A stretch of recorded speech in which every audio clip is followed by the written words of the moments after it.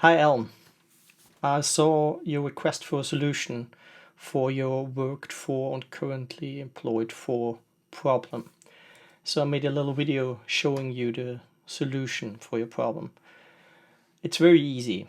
I've prepared, as you see, there are 4 fields: start date, date left, currently employed for, and worked for. And if I go in, I just see the start date and the date left. What I did is I will show the other fields only if the corresponding dates are there for them. So if I choose a start date, so let's say the 1st of June 2020, this is a European date format because I'm working on the German version of Ninox. Then you see the currently employed for field with 152 days.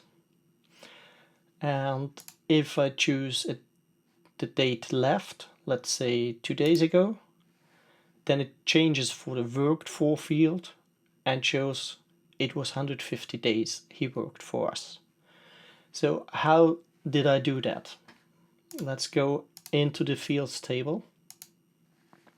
And you see I have the start date field, I have the date left field, and I have 2 function fields. So what I did was, in the start date and end date fields, there is nothing in the fields, in the trigger fields, but in the function fields we have 2 things we did. First, there is show the field only when, and here I have the statement show the field only when the start date is not null and the date left field is null. So just in the case that there is input data in the start date field and nothing else, show me the field currently employed for. Currently employed for field. And if you show me the field, use this function. The function is very easy.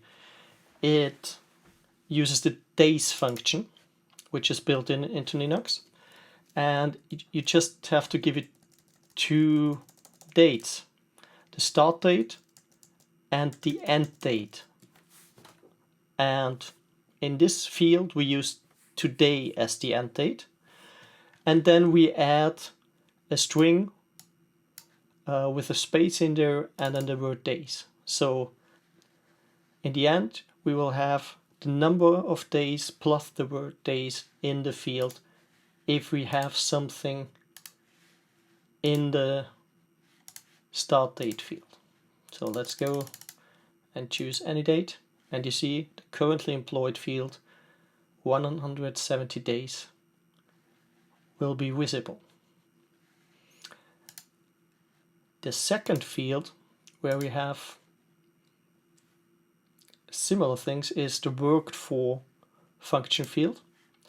It also has a statement in the trigger field, show the field only when the start date isn't null. This is the sign for isn't null, and the date left field isn't null. So if both date fields are filled in, then show me this one. And since in the other statement for the visibility of the currently employed is that the date left field has to be null, the currently employed field will vanish when this field will be visible.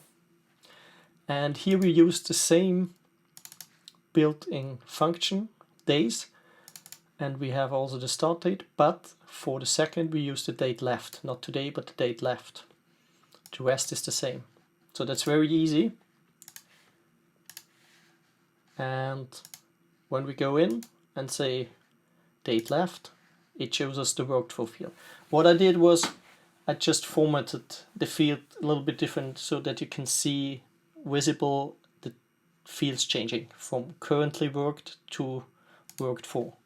So if I take out the date left, it switches back to the currently employed for and the other field. What you have to think about is that even if you have an input, the currently worked field is there. You see it here, and it will count on. So if you want to delete the content in this field, you have to set it to empty. But that's another problem. It's just the solution you were thinking or you were asking for. So hope that helps. Have a nice day. Bye.